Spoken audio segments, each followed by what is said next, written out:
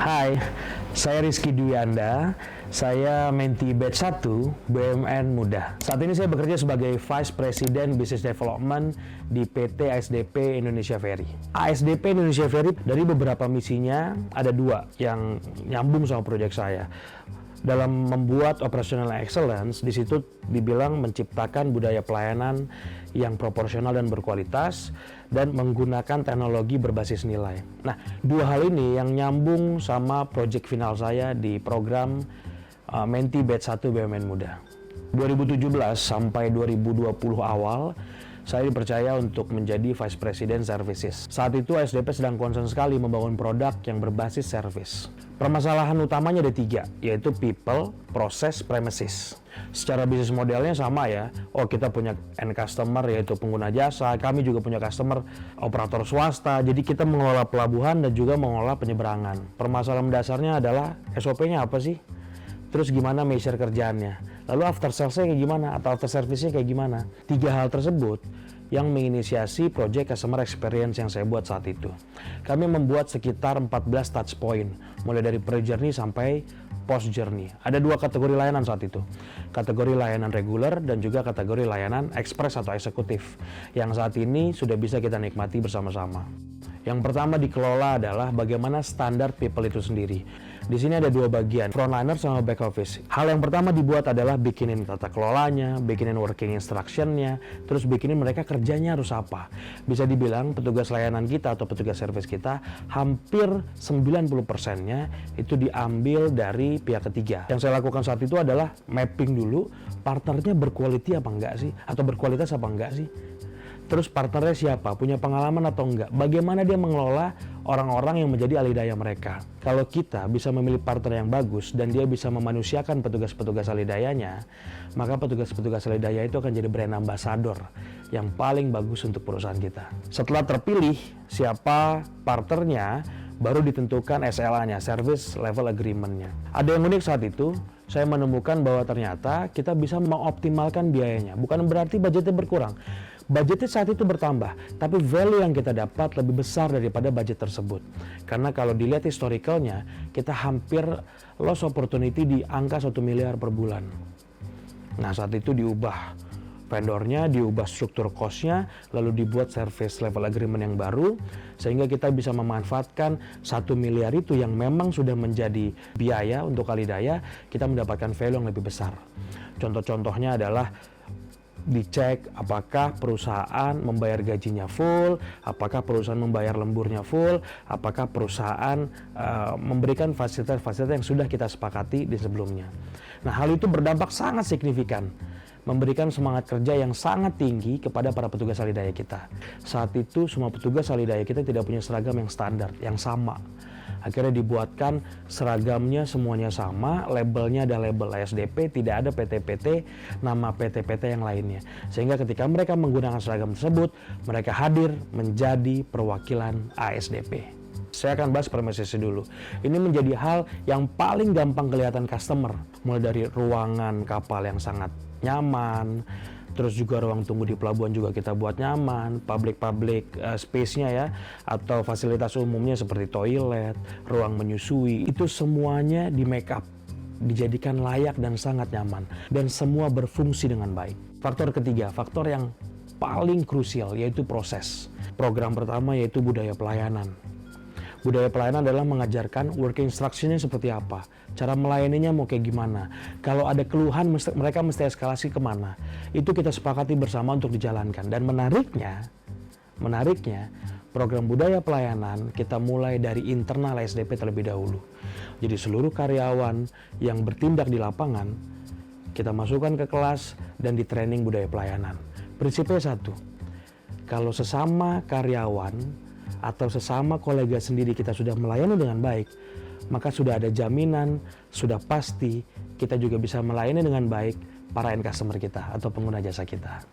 2020 awal kita udah mulai ramai dengan pandemi. Saat itu fokusnya adalah bagaimana melakukan transformasi digital di ASDP. Inisiasi digital sebenarnya sudah kita mulai. Sudah SDP mulai dari tahun 2017. Jadi tahun 2017 itu sudah mulai tiket tiket online pertama. Terus sudah mulai inisiasi untuk cashless. Semua proses-proses manual diubah menjadi digitalisasi.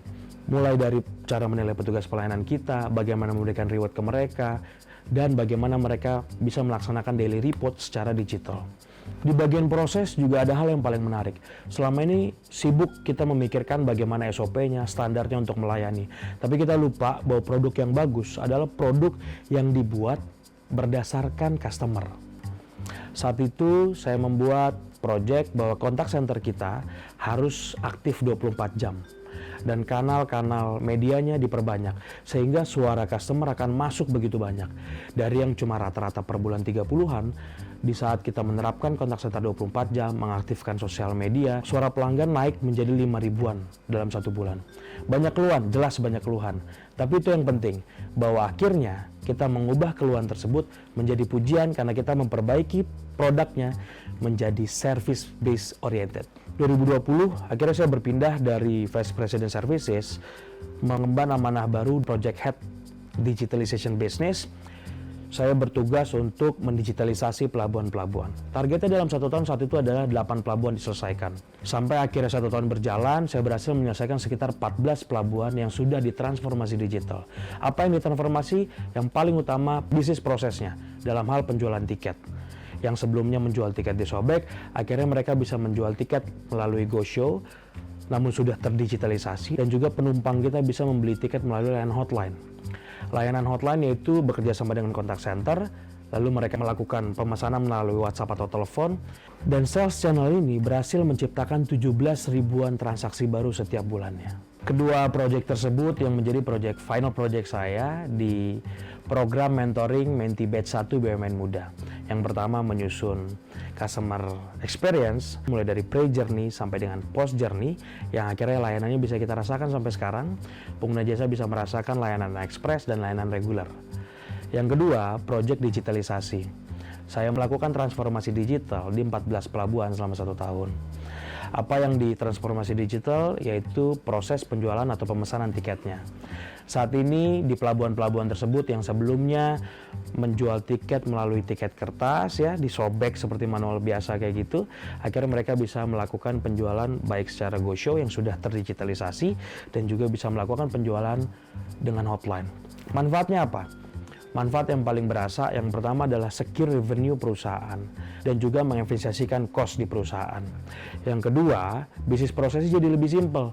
Beberapa tahapan atau beberapa pekerjaan yang sebelumnya harus dilakukan secara manual sudah bisa dilakukan secara terdigitalisasi. Mulai dari membuat report, melaporkan pendapatan, dan yang lainnya. Yang tidak kalah penting, sekarang ASDP menjadi perusahaan yang sangat terbuka untuk kerjasama. Ada 2 target yang masih terus dikejar, yaitu memperluas sales channel dan memperluas payment channel. Dengan transformasi digital, akhirnya tiket ASDP bisa dikerjasamakan dengan platform lain atau perusahaan lain dalam menciptakan sales channel dan payment channel yang berbeda-beda. Kisah sukses transformasi kereta api, transformasi PTPN yang mengubah produknya awalnya dibenci menjadi dicintai, mengubah perusahaannya rugi menjadi untung besar, memiliki kesamaan dengan ASDP, sama-sama menggabungkan customer experience dengan transformasi digital. Hal ini membuat ASDP mengedepankan produk berbasis service yang diinginkan oleh customer. High-tech dan high-touch, teknologinya unggul, experience manusianya juga unggul. 2019 kemarin, Jepang mengeluarkan Society 5.0. Ini untuk memperbarui atau melengkapi industri 4.0. Di situ dibilang bahwa ternyata teknologi akan menjadi solusi singkat apabila tidak dibarengi dengan kemampuan manusianya. Sehingga perpaduan customer experience yang mengunggulkan people dan dipadukan dengan teknologi menjadi kombinasi yang pas dan mengantarkan ASDP dengan slogan is elevating civilization to the next level. Saya Rizky Dwianda untuk program mentoring Menti Batch 1 BUMN Muda. Bye.